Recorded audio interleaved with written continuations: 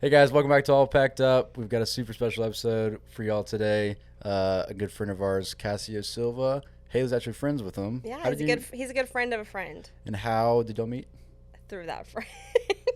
We Just met doing the what? first time I met him was at a fishing tournament last year for it's called A Team Anglers. It goes towards the Green Beret Foundation. That's right. So Shout out. yeah. Good guys. Yeah, super fun episode. We talked about a lot. What were some of your takeaways? I think for me it just got me really excited. Fishing is so universal, I feel like. Kids can do it, adults can do it. Like Yeah. there's water everywhere. It's very accessible, more so than hunting, and maybe a little bit less intimidating. Sure. So for me, it got me excited to get out there with a guide because I've never done that before, and he really I think let the walls come down and made it seem very Yeah, me too. approachable. You know. Yeah, I would say that was my biggest takeaway is like, what should you look for in a fishing guide? Yeah, And Cassio kind of embodies that for sure. to a T. So, with that being said, Cassio Silva. Dude, Cassio, thanks for coming on, man. Seriously, it means a lot that anytime we get somebody on, honestly, I'm like, oh, Yeah. sweet. No, We're yeah. so Yeah, happy yeah, to yeah. have Yeah, you. it's a pleasure. Thanks for, connecting with Haley. Yeah, yeah. Bringing me out.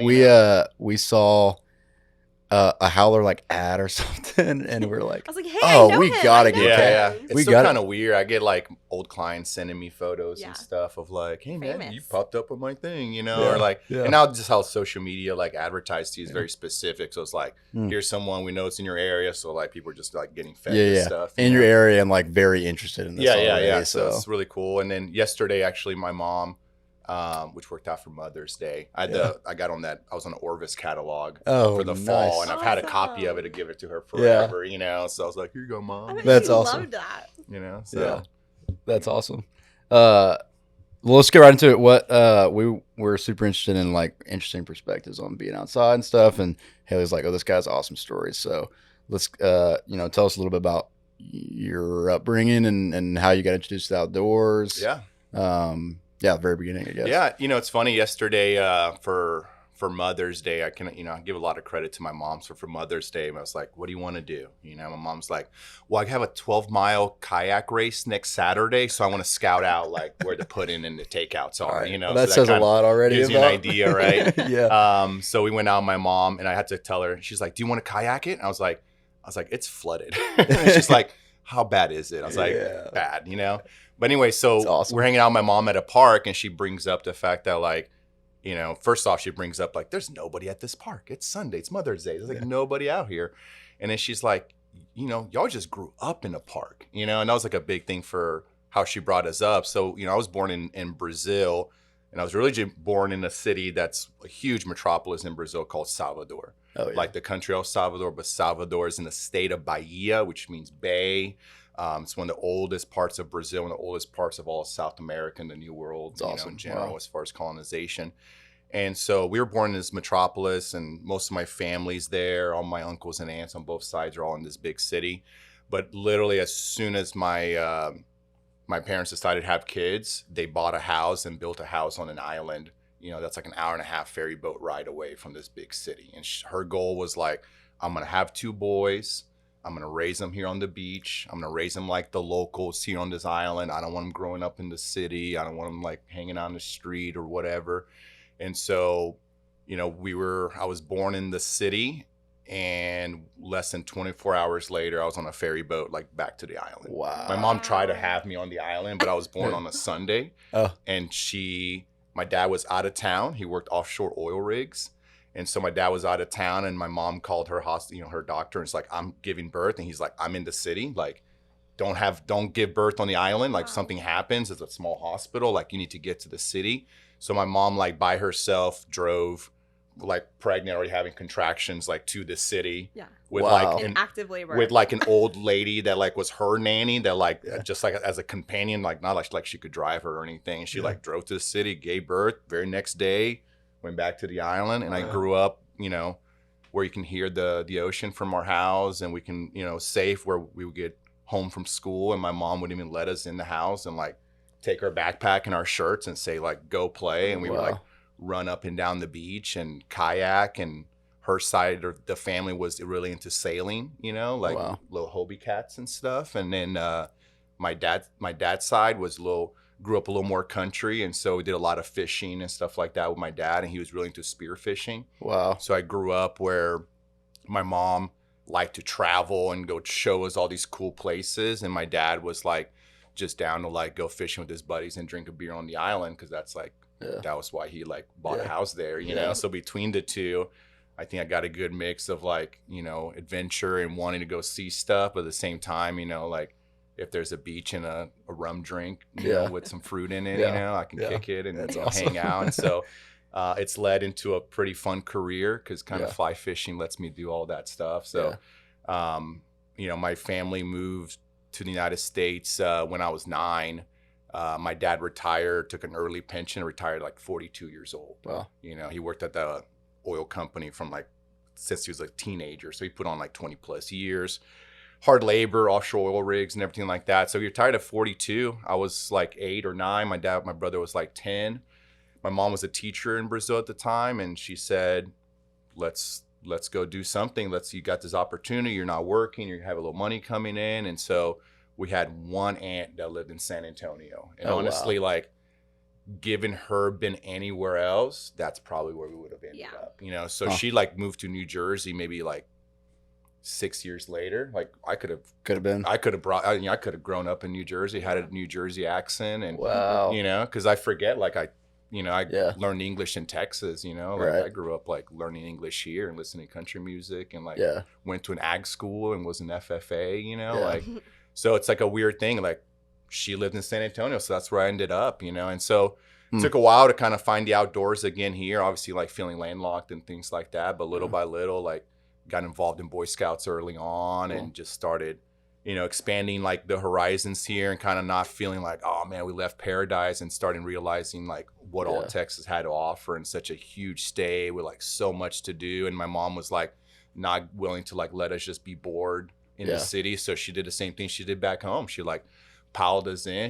Let's check out this park. Let's go to Big Bend. Let's go to South Padre Island, like let's drive all the way to Florida, like we just took all these road trips when we first moved to the United States. And so like within a few years, I'm back at school talking to my friends in middle school, and they're like, we've never seen those places.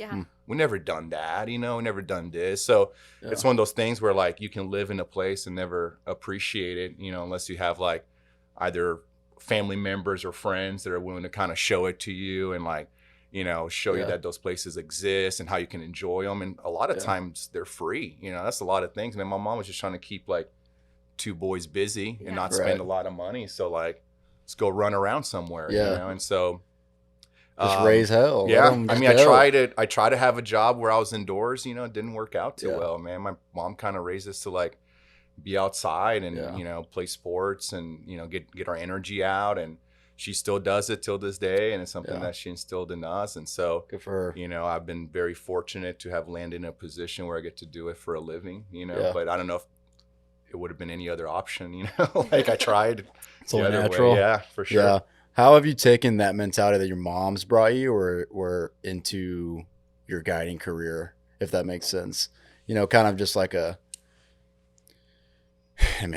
makes sense, but your mom free reins, let you go. Let's go try these things. Let's go do this. Let's encourage you to do that and stuff. So you take that kind of mentality on the boat with your clients. 100%. And I think a lot of what we try to do, especially in Texas, where you have so many people kind of like getting into fly fishing. They want to experience different things. They're not so set on like, this is my species and this is what I like to target. It's a lot more people just wanting to experience Texas, experience the outdoors, whether they're from Texas and trying to discover these things, or they're from out of state. We have a lot of folks moving into Texas and they want to see what we have to offer. So I think that sense of adventure, of like exploring, see what's out there, she definitely instilled in me. But also this like kind of like overconfidence in my abilities sometimes, where she's like never been one to be like, I don't know if I can do that. Whatever she gets invited to, she just goes. She tries it. If it's hard, she deals with it. And so that's something that, where I've kind of picked up where, it's like, I just, just send it, it's like, I'm like, hey, let's try this out. And it's cool. It's cool to have the right clients for that kind of stuff too. Where I have clients that fish for a little bit. I'm like, hey man, we're going to check out this place. Might be dry, might have some trees, you might have to do some dragging, you know, we'll bring a chainsaw, what do you think? And they're like, let's do it, you know? That's Um, great. and I think it's one of those things where like, she was one of those first people I think to adopt this reality of like this new era that we're in with cell phones and GPS and all that kind of stuff. I remember like my mom like having that confidence way early on of like, we got this phone and we can just start driving and we'll figure out, you know, we'll call movie phone or we'll call like whatever, you know, at the time, and pull up MapQuest and download some instructions, you know? She was one of the first people that, and she's not a tech savvy, but like for her, that was like freedom, you know? Like, for sure. So my mom is like checking flights and always like doing that kind of stuff. So I was like, now I'm one of those people that's like, dude, like, we got a phone, man. We can call someone, like someone will come get us, you know? Like, so it's like, I think so many people still live in this like, oh my God, you know, this place, I heard it's so crazy. I'm like, dude, just pull up Google Maps, man. Like, you know, look it up, Google some things, you know, the information is there. It's just kind of like, do you want to go check it out? So I think that's one thing my mom kind of instilled in me is like, figure it out. Like, don't ever think like you can't do it, you know? So it's like something that a lot of my clients, you know, get to fish areas where they're like, man, I've like fished the same markets hundreds of times. I've never fished this stretch. You know, I hear that kind of stuff about like rivers that are pretty well known, but because, you know, I'm just kind of willing to like do a little extra work if that's like research wise, or knocking on some doors, talking to some private landowners, or doing some, you know, landscaping work and making a spot of, you know, able for us to get stuff down, or trying to invent some new contraption to get our boats into the water, or but awesome. That makes it fun, you know, gets us into some fun spots and allows me to show folks places that hopefully they've never been before, you know, or wouldn't have gone if I didn't show them, you know. So I think that's something that she instilled, just that sense of adventure and just kind of like overconfidence in your abilities, for better, for worse. You know, it's led me to being stranded in a lot of places. Coming up on the next podcast, Cassio's mom. Y'all should have her. And that is cool. Haley knows my good friend Kai, you know, really well through her husband, and Kai will tell us some stories of some situations I've dragged him into, you know. But it's like, he's like, I thought you knew how to get here. It's like, oh no, I mean, I kind of like saw a map. You know? Like, you said you like made your own map in Colorado. Oh man, so growing up in Texas, the idea of elevation is still like something I have to get used to when I travel places. And you look at a map and you're going like point A to point B doesn't look that far. No. But then you take into consideration like, you know, whatever hundreds of feet of elevation change. And it's like, yeah, you're traveling like 2 miles like this way, but you're traveling also 2 miles this way. And it's just like, so I dragged them into a couple of spots that I thought would be shortcuts, you know, that, you know, when you start sneaking up on like bull elks, you know, you're like walking around where no one else is walking around. You know, you're like, oh, okay, that's bear poop, you know. But fun, you know. Yeah, memories. We're here. Heck yeah. Yeah. That's adventure, man. Just like, I hope everything, if everything goes wrong, figure it out. It makes it even better, man. I think those are the funnest days, you know. You learn a lot those days too, you know. So for sure. Kind of prepares you. I think every time when you have a little mishap, just kind of gets you ready for the next one. The next one's less of a big deal and stuff like that. So, and you can help someone else, you know. That's the other thing too. Like if you have enough things go wrong and you learn about it and you fix things, whatever, someone deals with it, someone's on the side of the road, and it's like, oh yeah, I've dealt with that. You know, I can help you out. And I think part of being a guide, I always tell folks, I get folks all the time that want to like learn how to row and things like that. And I'm like, look, before you ever like take people out, have everything go wrong with you. You know, like I've patched boats, I've oars broken, I've gotten hurt, have rods, you know, whatever the case might be, ran into like trees being down. Like I did all of that before I ever said like, hey, step on my boat, I want to take you fishing. Yeah, you know? so you knew. So like whatever happens on my boat, I've fixed just about everything on it. You know, I've dealt with a lot of things. There's a lot of things you know, you can't prepare for. You just do your best. But I think that's a big thing. It's like you kind of look at those like mishaps as like opportunities to learn, you know, and just kind of add them to like your files of like how to deal with stuff in the outdoors, and just give you that confidence of being able to get out there and get farther and farther and go see more stuff, you know? Yeah, for sure. That translates a lot into everyday life too. No, 100%. Work learn from failure. And friendships and stuff like that, for sure. Yeah. So when was fly fishing introduced to you? Was that in Brazil? No, not at all. I had no idea what it was in Brazil. Like sport fishing is still becoming like a thing in Brazil. like the big yacht stuff and like chasing marlin and like sailfish, like that's been a thing for a while, you know, because that's just like you got money, you do all the same thing that every other rich person does around the world, and that's one of them. So that's always been a thing in Brazil. So you always see all the big sport fishers out in the marinas. We have a lot of like sailfish, you know, down in Brazil there and going into Central America. Cool.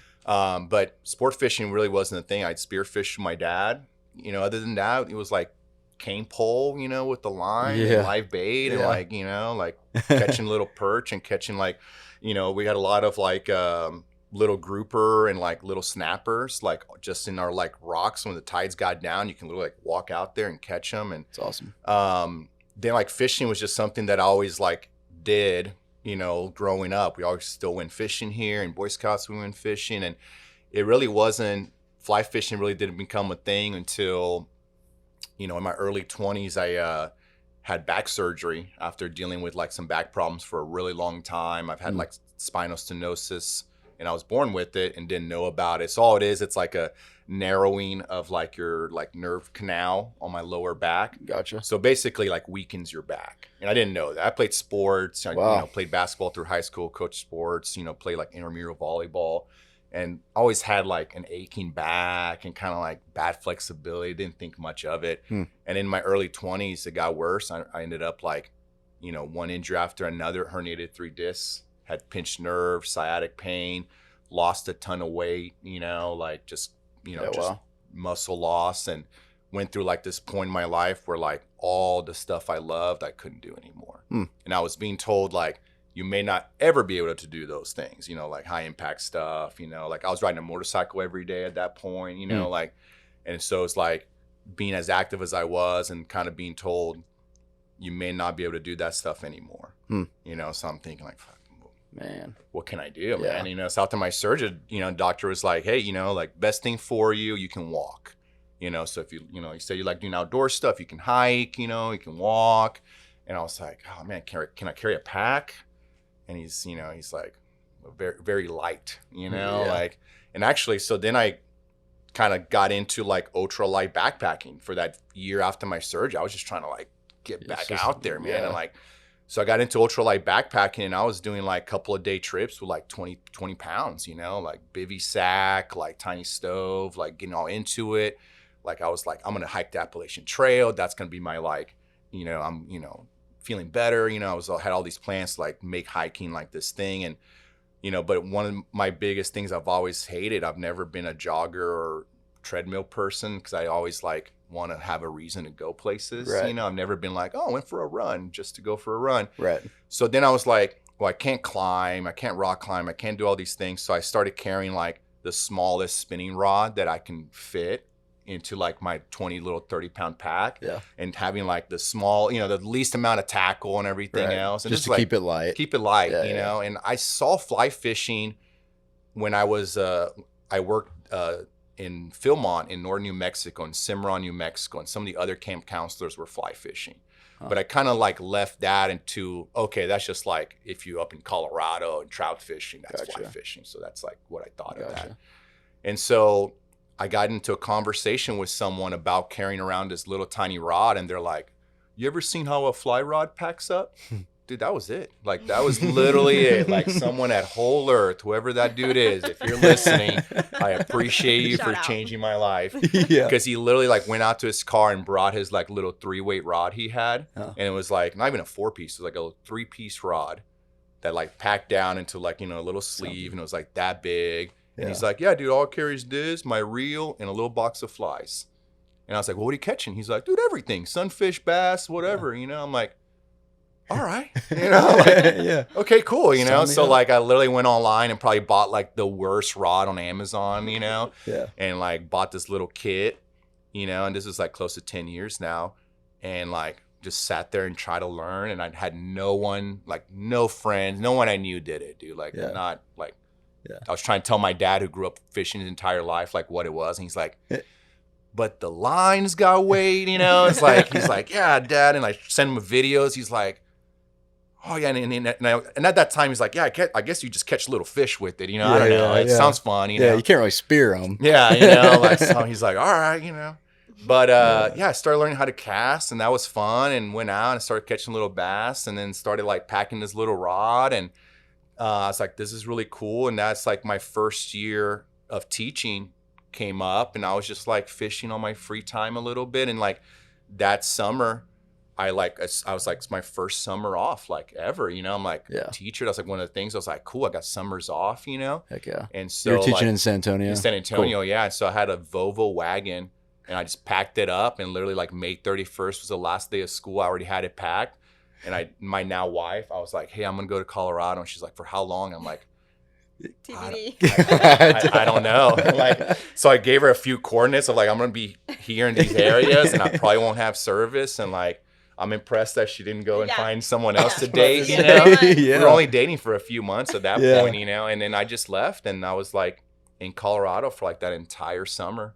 And I had no idea what I was doing. I just started popping into fly shops, and like, first off, I didn't know about runoff. I was trying to fish in like flooded rivers, like in early June. I had no idea. I was like, I thought it was supposed to be pretty, And fished all summer. By the end of summer, I was like, catching trout and like learning how to do it all and rig things and blah, blah, blah. And I was like, and then like school went back, and like all I thought about the entire year was like the summer rolling back around. And, like, that's all I wanted to do, And so, that's kind of how it all started, man, it's one of those things where I get bored of a lot of stuff. A lot of things aren't challenging enough in the sense of like, you kind of like figure it out and it's over, and like, okay, cool. I know how to do this, and like whatever that might be, or, but with this, it was just this like never ending, like there's more to learn. There's something else to do. There's somewhere else to go. There's something else to catch. There's like,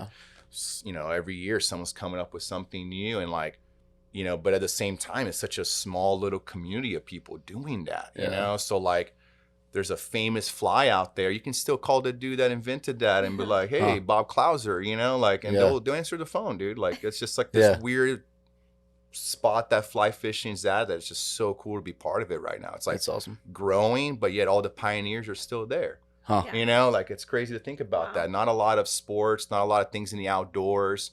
You can say like, oh man, it's the dudes that, invented, archery for big game. Like, dude, those dudes are gone. Man. That was a long time ago, right? Like, but literally the dudes that started fly fishing for tarpon, they're still alive. Like they're still there. Like they own some of these companies cool. now. I didn't know that.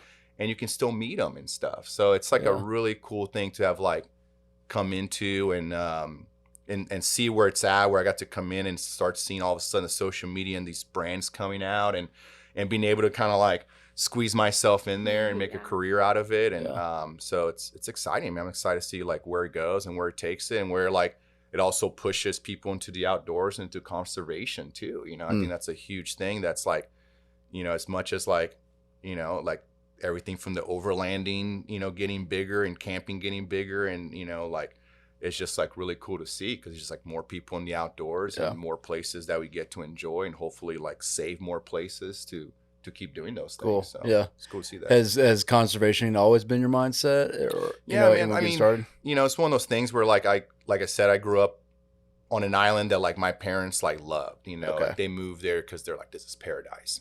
And between like some of the locals that weren't as educated on on certain aspects of pollution, environmental things, and also like the tourists that would just come in every summer and just trash it. That was something like from an early age, my parents were like, let's go pick up trash on the beach. Wow. Like, or let's go help out. Let's go do this.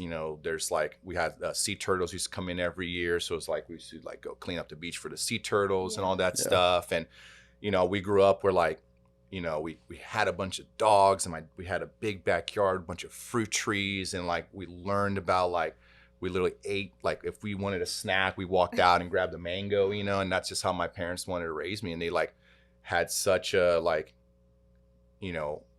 this like high value for like these resources, and like, we weren't like camping in Brazil, but like, my parents like lived somewhere where they were able to step out and enjoy all that. And so it's always been a big thing. And then like, just getting involved like with Boy Scouts, it was a big thing there. And then being a teacher, it was a big thing with my students. And then now as a guide, it's a big thing of what I do. So, I think like, I just know that the things I love won't be around unless people fight for it. Yeah. You know, so I'm willing to try to be one of those people and try to spread it to others. You know, it's like It's awesome. the least you can try to do. Yeah. Yeah. You know, That's so. cool.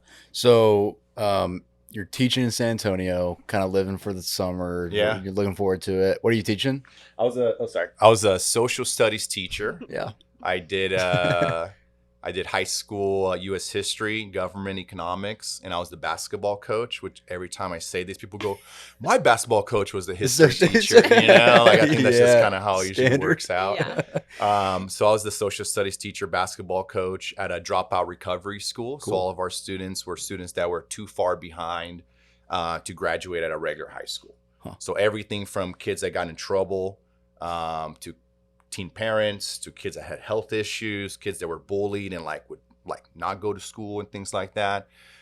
So it was a rough place to be a young teacher. I was 24 when I first started teaching there. Wow. With kids that were a couple years behind. So Yeah. they were 19 and 20. Wow. You know, Yeah. I had multiple. It was close to where I live. Yeah. So I had multiple students that I knew their older brothers. Wow. You know, Wow. or I had a student that was a bouncer at a bar I used to go to.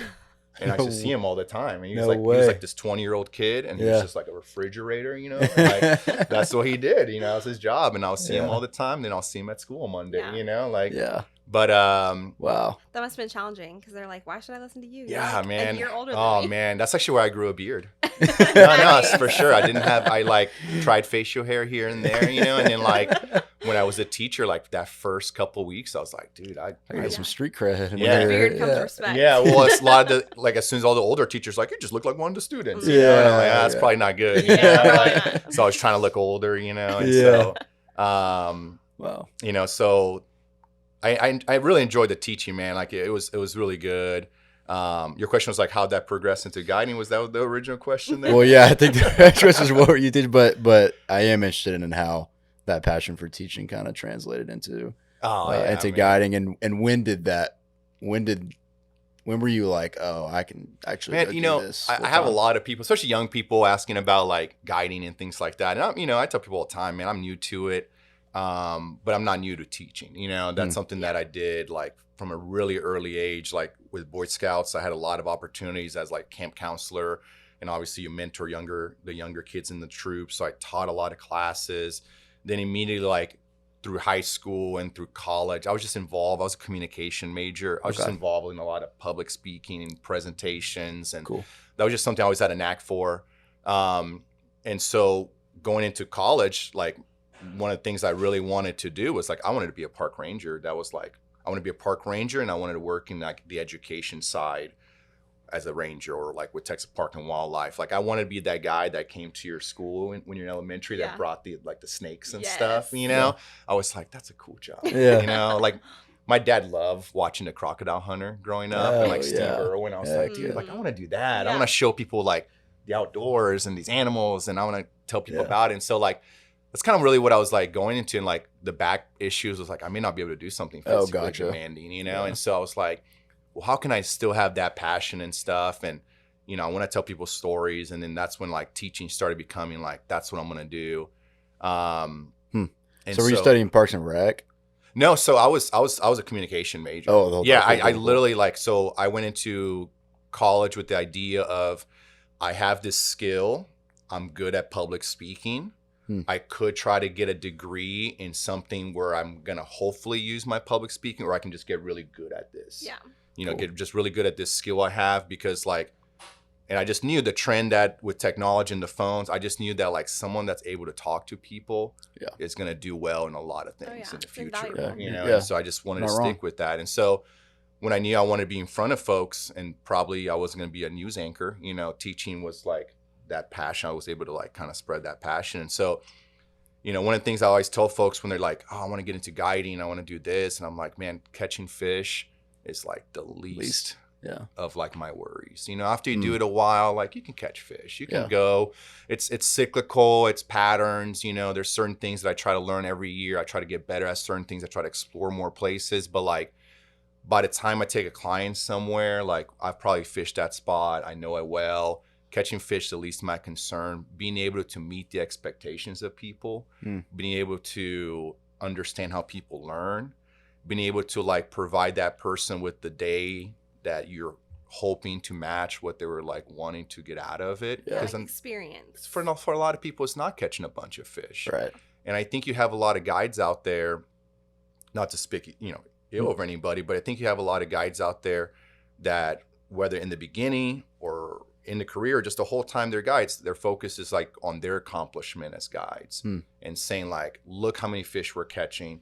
And you see that everything from like the bay guides that catch like a limit every time, regardless if the people want to keep the fish or not, just so they can put it on the board and say, look at this, had 4 people, we got 12 reds and 15 trout and this many sharks, and literally like it goes into the trash, man. Like they're not keeping it.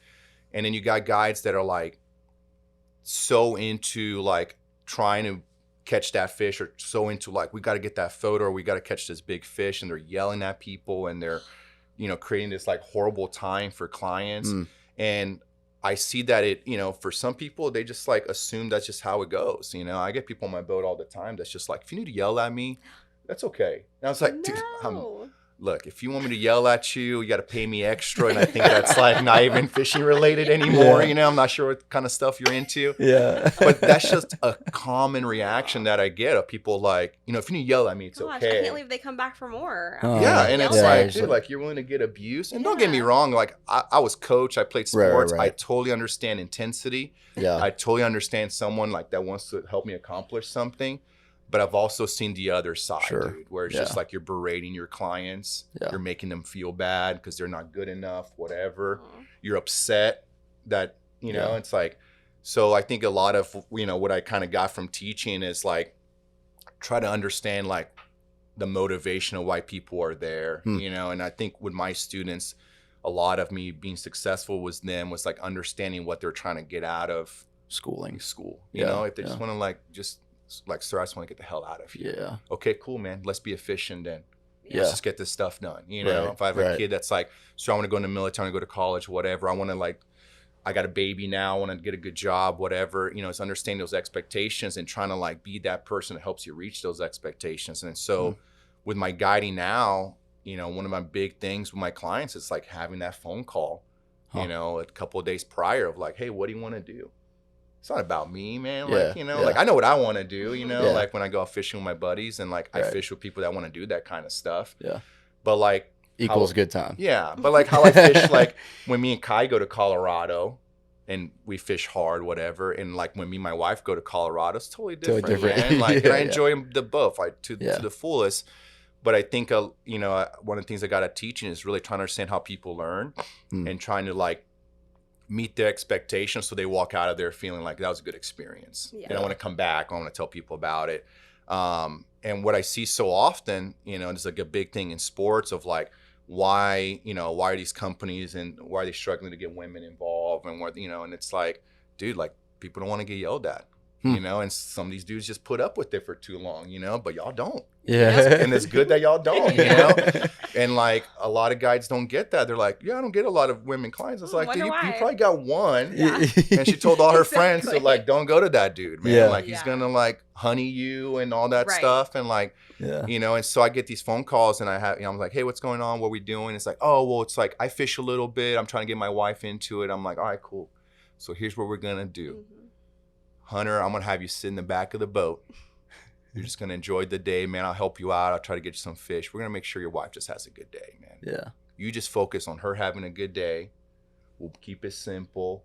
We'll fish as much as she wants to fish. If we want to look at birds, we'll look at birds. Dude, like, we'll just make it a day where she enjoys it, dude. And like by the end of the trip, when like the dude's like, dude, my wife wants to go again. And I'm like, yeah, dude, there you go.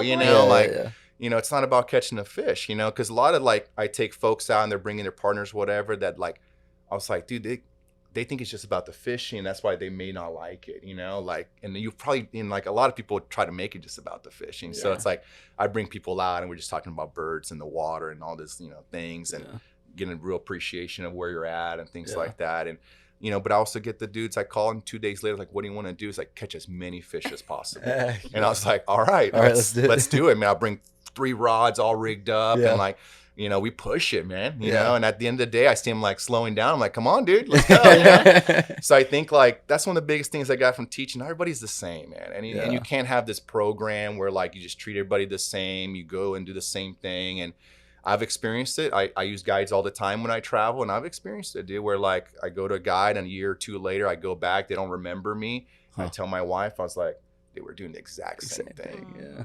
Stopping at the exact same spot. He's Oh. making the exact same excuses.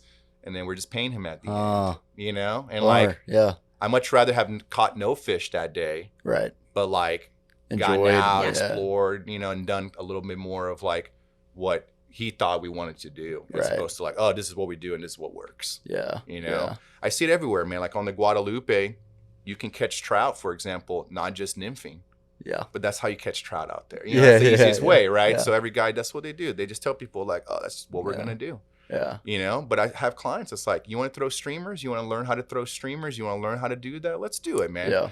It may not be as effective, Yeah. and you got to be okay with that too. You know, like just like Yeah. having a conversation about it. But a lot of people say, well, my expectation is I want just to learn how to streamer fish.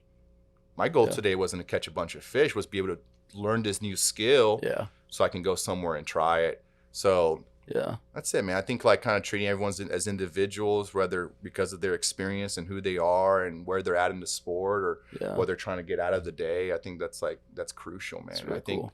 you know, I think I get a lot of clients that come back, you know, because of that to me, you Mm. know, because whatever they come back and they say, I want to do this, or I'm bringing a friend, I just want you to take care of them. Yeah. You know, like, got it. Let's you try know, it. like, Yeah. Or I got this coworker that's going through a hard time. I just want him to like have a relaxing day. Cool. Yeah. So if they're struggling with fishing that day, dude, we're not going to push it. Yeah. You know, like, Yeah. let's go do something else. You It's know, cool, like, man. So That's great. I Yeah. think that's huge, man. And I want to have a good time out there. You know, that's Yeah. the biggest thing. I didn't go from a stressful job. You know, Right. when I finally teach teachings, because I got into administration, I became an assistant principal. Okay. And that was like the hard wall that I hit. I was like, can't do this. Can't man. do it, huh? It's like just the stress. And so I didn't go from that to a job to be stressed out, you know. So I tell Right. people all the time, as soon as they get on the boat, I was like, hey, just relax. Yeah. You're here Yeah. to hang out, you Yeah. know, like don't try Yeah. so hard. That's and, cool. And I think that's when as soon as the clients kind of start getting that relaxed feeling, everything just goes way better. Mhm. you Yeah. know, Yeah. like- and that's what they're there for. you Yeah. know, Just have a so. good time. Yeah, that's really cool. There's a lot of your mom in you. I can tell a lot of like, let's try this. Yeah. Let's do this. You don't want to do that? That's Yeah, fine too. flexibility. Yeah. Yeah. Exactly. So at what point did you? At what point you said you got into administration? But at what point you're like, oh, I can do this full time?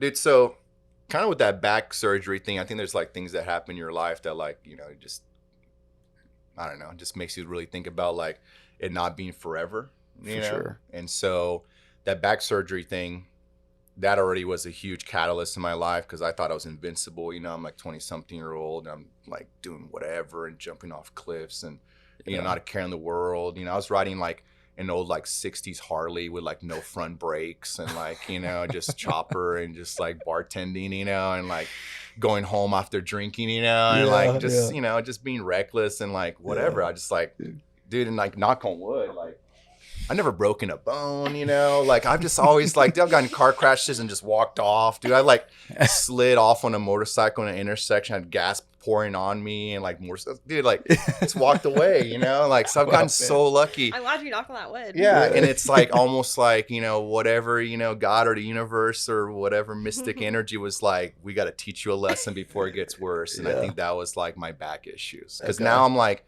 after the surgery, it still bothers me. It's like a little reminder there. But I think like, I would have killed myself, man. You Yeah. know, it's like where like I just didn't care, you know, like, Yeah. you know, didn't have a significant other, whatever. You know, I was just like, whatever, man, Yeah. you know. And so that back surgery was really like, there's more important things in life, you know, and like I want to be there for those things and I want to enjoy life and like, Yeah.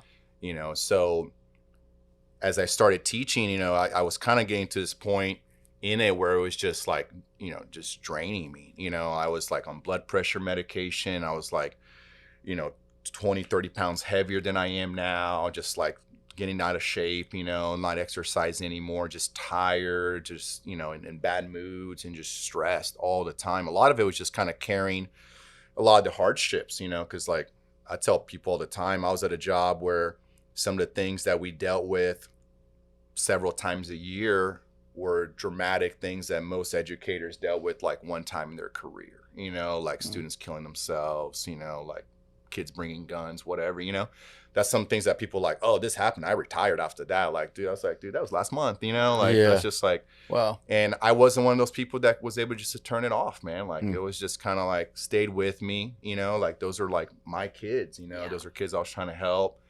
And so I moved into administration thinking like I can make a bigger impact, I can do more, but it was just more stress and more work and more hardships and making decisions of like kicking kids out of school, telling parents like they got to find, just that kind of stuff, or I'll go home and like the whole week and I'm just like, hope that kid's going to be okay. It was just so hard, and then like COVID hit. I was an administrator through like 1 year of COVID. In the second year, I went back to teaching because I was like, I can't just be in this office. Like, I got to go try to help these kids. So I went and taught one last year. And so, but in 2020, kind of leading to my administration year, we had a really good friend of ours pass at like 34 years old, which is how old I am now. So my buddy Marcos was one of those dudes that like live life to the fullest, man. Like live life to the fullest. Like he passed away like the day after he got home from selling his car and like taking a road trip with a friend to California, and he like quit his job. He's like, I'll just find another job when I get back. I'll, worry about it then, And it's one of those things where like he had a heart condition that not a lot of us knew about. So like he kind of knew something could happen, but like he jogged, he was in shape, so it's like, so like kind of knew, but didn't at the same time. And I was like, wow, man, like, he did it all, dude. Like there's like no regrets there, man. That dude traveled, that dude did everything. That dude, no one can say anything bad about him. Like just this like super talented guy, musician, all this stuff, and just like gone too soon, man, And so like after that, so that was 2020, man. So there was like a lot of reflection, a lot of like being at home and things like that, thinking about like I'm reaching 34 here soon, and that was it for him, like, and I was like the closest person to me that I've had pass, and I was like, dude, it was just so hard on all of us. And a bunch of our friends, man, like from that day on, a lot of us like made drastic changes, open restaurants. I started I was starting to guide at that point. I started taking my part-time guiding more serious as a plan to like go do it full time. And so a lot of us were like, dude, we can't wait. Yeah, like, life's too short. Like, and he had plans. He was still gonna do stuff, and like, but the fact that like whatever that dude wanted to do, he tried to do it. Yeah. And so we're all like, dude, let's do it, man. Like, so I've been very fortunate. Like myself, my wife, like changed her whole job, works for herself now. And so it was one of those things where like, it was because of Marcos, man. It's like, I thank him. And, every time I see his mom, I tell her like how all of us are like living for him, and just like, it was just another one of those times where you realize like, don't wait, like, and my mom and my dad, fortunately have been like super supportive on like, like how many people that we know that retired and like died a few years later and got to not enjoy any of that, so they were like, go do it. So think about retirement, try to be smart, make good moves, but like, go do it. Like, don't wait, and so, I've been thankful for them to be like, oh no, you're leaving your career. That's a good job. It's got benefits. They were like all for it, And my wife was all for it. She was happy to see me more, less stress and everything else. And I got a little sticker of Marcos on one of my boat boxes, so nice. He goes on a lot of trips with us and everything. And so, man, I mean, like, that was it, dude. Like, that was just a realization of like, this is what I want to do. And at that point it was like, dude, I'm not worried about like what anybody else thinks about it. I'm not worried about like how it's going to work out. I just want to do this. I want to have a career in the outdoors. Here's this opportunity. And I was just doing more and more of it, and started like kind of getting notice, for better, for worse, as a new guide kind of in the scene of like taking it more serious. A lot of people already knew me, but all of a sudden it's like, oh man, Cass is going to start guiding, or he's guiding already, blah, blah, blah. Cool. And I just kind of pushed on, man. And I was really fortunate that, Lene, Dido, Alvin's, wife. Oh yeah. And the boss of all water guides. Alvin would be the first one to tell you Yeah. that she's the boss, Yeah. know. Yeah. So, shout out to Lene for seeing whatever she saw in me and decided go and fish with me a couple of times and, Cool. started giving me some trips. And I think it'll be 3 years at the end of the summer that I've been with all water guides, That's right. and about full time for about 2.5 years or so. And Cool. just been great, man. Just off my blood pressure medication, living Amen, man. living pretty good. Still Sweet. enjoy my summers. I try to take a little trip still every summer. And Yeah.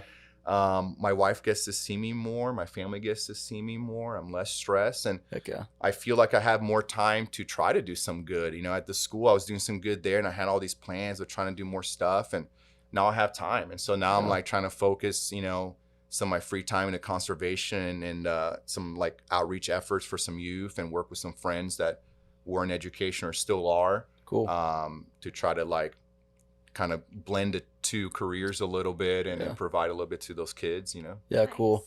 Do you miss, two questions. Do you miss or prefer teaching kids? Fly fishing, sorry. Like fly fishing, Yeah. like Yeah. teaching kids. I love teaching kids, Cool. man. I love teaching kids. Of all ages too. I got a couple of kiddos that came to me pretty young, after like kind of a little bit of vetting to make sure they can handle Yeah, it. yeah. And once again, expectations, right? Right, So right. it's What do you like, wanna get I out of always it? tell parents, like, look, we're gonna stay somewhere where we're not gonna float. That Yeah. way, when you get back to the car, there's a bathroom, whatever, Right. like all that kind of stuff goes into play with like taking a 7-year-old fishing. Right. Safety's a huge thing, Yeah. but I've taken a few like 7, 8-year-olds. That's Wow. about as young as I've Okay. taken. Okay. Younger than that, I always tell parents like, dude, go skip some rocks. Yeah. Like, The just go- attention span is not yeah. there. Plus, it's like, dude, like, don't Yeah. make it this thing. Just make it like, just take them, Yeah. have them enjoy being at the river and then add Yeah. fishing to Yeah. it, or Yeah. have them enjoy being at the beach and then throw fishing into it later on. There's some kids that go into them. I've seen some little kids like videos and just friends, little kids that are like tearing it up. But yeah. I think it's an easy way to get your kids to like not be into it, right? Like trying to get them. Right, yeah, push But, it on 'em. too soon. Yeah. I think the easiest way to get kids into it is just like you have a great time doing it because then they want to do it. Yeah, they Yeah. see you. That's it, dude. I always tell parents like the best way to get your kid to want to fish is tell them that's for adults, and then that he's not ready yet, and that kid's just gonna keep begging you like Yeah. to want to fish. Yeah. Absolutely. But I love taking kids. They don't have any bad habits. Yeah. They don't have any like they're still like just willing to try. Like I think Yeah. with adults, there's so much hesitation of like doing it wrong, Mhm. being perceived of like not knowing enough Looking or not dumb, being good or like not getting it. Right. But I love like getting kids at that age where they're just like willing to just do it. Yeah. And also what's kind of crazy is like it's so much more natural for a kid because they don't have all those negative thoughts about like, oh, I don't want to hook you and blah, blah. Like, dude, Yeah. they just go, man. Yeah, Like, yeah. which you got to be careful for. Like they're just going to go. So like, but at the same time, like teaching kids fly fishing, it's like, I just let them figure it out, dude. I just like tell them, okay, look, the line, take this, do that. And he's like, okay, cool. And then they're like, well, how do I get it farther? And I'm like, well, how do you think? And I was like, I got to like pull line out of here. Huh. Yeah. Okay. So that's the reel. So yeah, pull some line out of the reel. Yeah. And it's like, so what do you think now? I was like, okay, well then I just like go do this. And I was like, and then like they just start figuring it out on their own. Like it's funny, like mending a fly line is such a weird concept for adults to kind of figure out, especially when you're doing like trout fishing. It's like, okay, like line is going too fast, too slow. Like we need to like mend the line. You literally tell the kids like, hey, see how the line is curving? Yeah. See how it's dragging your fly? Yeah. What do you think you need to do? And they're like, they just flip it Yeah. over and they're like, Huh. that's mending. Like, Huh. cool. When I say mend forward, you do forward. When you do back, it's like, got it. But you see how it controls your fly? Got it. And they just move on. Huh. Plus, like, dude, kids just get excited, man. That's like the coolest thing that Yeah. like I hate when adults like start losing this. Like I tell people all the time, like if you're fishing with me and like you're not excited about catching a sunfish with some cool colors on it, like you're like I'm the wrong person for you, like because I love it all, Yeah. So I think kids are still like excited about like whatever's in front of them. So I have kids that like will catch a couple little fish, but then they're like, hey, is that one different? And I was like, yeah, you've caught like 3 different species. And they're like, how many species are there? I'm like, dude, let's see. And then like they're into like, oh, new species, and then we're Yeah, throwing yeah. like tiny little flies, just to try to catch like little minnows or something. Yeah. They don't care about big fish, No. man. To them, that's fun, Yeah. like, so I think kids like, just still have that wonder, man. That's like what I enjoy about teaching was just coming in, they're silly and they're going to say whatever, and they're going to tell you really how they feel, Oh, yeah, like, no Yeah. filter. dude, kids on my boat, they're like, I'm ready to go. Let's Let's do it, dude. Cool. All right, let's go. Let's go, or like with adults, like I can tell, but they're like, oh, I want to get my money's worth. I don't want to tell my husband that like I'm tired, Yeah. so it's always like, or the husband doesn't want to tell the wife he's hot, and like Yeah. look bad, and like, so I've multiple times with clients, I'm always all like, hey man, you like want to call? It's getting a little hot, and they're like, oh yeah, if you want to. Mhm. I'm like, Yeah, whatever, man. yeah. But with kids, like, dude, let's tell you, like, I'm hungry. Mhm. Yeah. Can we stop? Can we eat lunch now? I'm like, all right, dude, Let's do it. Let's do it, man. It's your day, Yeah. So kids are fun, man. Kids, and I love the older folks. Oh, I yeah. love getting like an older couple on the Yes. boat. Like they So just got sweet. stories, Oh, dude. yeah. Like, I get to fish with this gentleman named Steve and his son. His son is like my dad's age, and so Steve's like in his 80s. Wow. And Steve grew up like on a river in Wyoming, was a rafting guide, met his wife like as a guide and hit on her, like, yeah, I and guess. had all these stories, and like is now living in Texas, and like we're supposed to go bass fishing because he's never caught a bass, and he's like 82 years Wow. old. Oh, wow. So he's been practicing with his son. He's been sending me photos that he's caught a few smaller bass and Mhm. things like Yeah. that. Yeah. And so we're gonna go to San Marcos and go try to do some bass That's fishing awesome. and stuff Fun. like that. Yeah. And so it's fun. Like it's just cool to see those folks. They get to tell you stories and how things have changed, and like, so those are the two demographics I really I like. like it. you know, Opposite like- ends of the yeah. spectrum. Well, I Yeah. think like, it's the same. It's the They're same, not yeah. ruined. They'll tell you what like- they'll tell you what they're thinking too. Oh, for sure, yeah. they'll tell you exactly, and I That filter runs appreciate it, out. man. Like whatever it is, I feel like older folks, they'll tell you how they're feeling, dude, but they also have a way to explain themselves Yeah. and like talk to you, and they're like not, like Yeah. they also are respectful at the same time, Yeah. like. But I think it's just like they didn't grow up with the cell phones and all this bombarded by all Right. this stuff, man. So Right. they just enjoy being out there. Yeah, that's nature's cool. not new to them. Yeah, Yeah, like that's cool. like if they show up early as always, Yes. super early, and I show up, dude, I get like whatever 30, 40-year-olds, and they're there early, like they're on their phone. Yeah, They're yeah. getting like the last few emails in, Yeah. whatever. I show up as an older folks, they're like looking around and checking out flowers, Yeah, and yeah, then same thing. if there's a parent there with a 7-year-old, they're doing the same Same thing, thing, you yeah. know. So like Yeah. we sometimes lose that in that middle part of our lives, Yeah. But I Yeah. think like those two groups of people kind of remind me of like what's fun about being outside. you Yeah, know? that's So cool. it's really cool. I love the older folks, man. Yeah. Like, I like the That's young cool. folks too. Cool.